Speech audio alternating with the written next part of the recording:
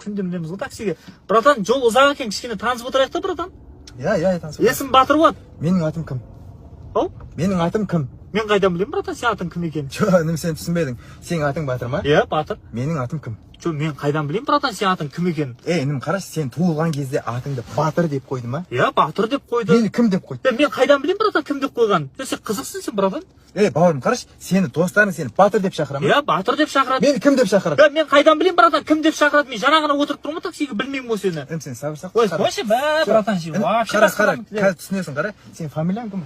Фамилиям Оспан. Атың Батыр солай ма? Конечно, атым Батыр. Менің фамилиям Зархан. Аха. Атым кім? Мен қайдан білеймін, братан, сен фамилияңды жаңа ғана естіп тұрмын, атың кім екен? Қоймаған есің ба? Қойшын, мен саған айттым ғой, менің атым кім деп, менің атым кім? Мен де саған айтып тұрмын, братан, білмеймін сен атың кім екенін, жаңа ғана мініп тұрмын. Кім де менің атым? Білмеймін де кім екен, братан? Қойш, басты атыма. Жоқ,